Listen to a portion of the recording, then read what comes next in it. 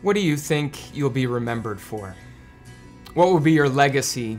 What will you accomplish during your life that will really make a lasting difference? I think on some level those questions matter to all of us.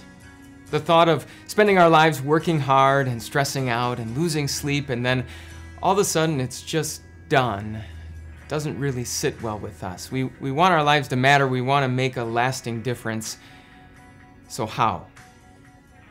Well, back in the 1990s, there was a professor at Purdue University who did an experiment using chickens. He wanted to see if he could maximize their productivity. And so he started by taking a group of chickens that all by itself was already pretty healthy and productive, and he sort of left them alone. He simply let them lay eggs and have chickens, who then laid eggs and had more chickens. On and on it went for 6 generations. But then he took another group, and from the rest of his flock, he sort of handpicked the most productive individual chickens, and he put them all in the same group together. The next generation, he did the same thing, took the most productive chickens, put them together, on and on, again, 6 generations. He was trying to create a group of super chickens. So after those 6 generations, do you know what he found? Well, that first group that he had kind of left alone, it was as healthy and as productive as ever. But when it came to his flock of super chickens, only 3 of them were still alive, and even they were in pretty rough shape. See, it turns out the chickens that were most productive at laying eggs were also the most aggressive, the most violent, the most prone to try and achieve supremacy within the group by attacking the other chickens. And so he hadn't managed to create a flock of super chickens, he created a flock of psychopath chickens. When it comes to being productive, making an impact, making a difference, the world has all kinds of ideas about how to do that. We're taught to be first, to be the best, to strive to rise above the pack and set ourselves apart from our peers, to achieve and compete and really carve out a name for ourselves.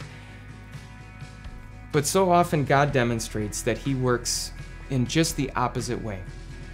This week I'm excited to be talking to you about a specific group of people from the Bible whose names you might not recognize.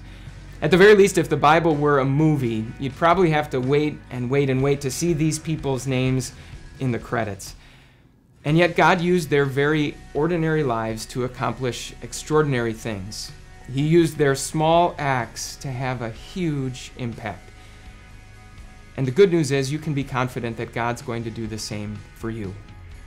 This is just how God is. He often accomplishes His best and His greatest blessings using what seems to be small, weak, and insignificant.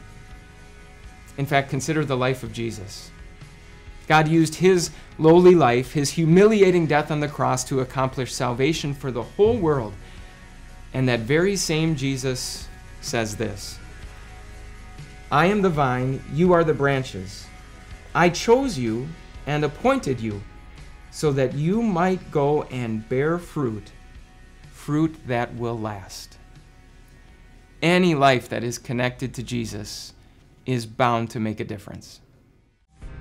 Gail has some problems, some issues with understanding certain things, and this is why I see her learning from Time of Grace. I grew up with no church, so it was kind of hard for me to understand.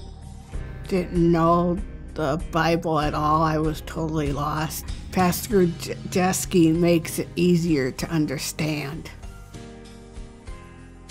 Because of the generosity from supporters like you, Time of Grace can provide encouraging gospel-centered broadcasts. And this month, any gift you give will be worth twice as much, thanks to a new $100,000 challenge grant. To thank you for your gift today to help meet this challenge, we'll send you a copy of our newest book by Pastor Dave Scharf, Our Father, Harnessing the Power of the Lord's Prayer.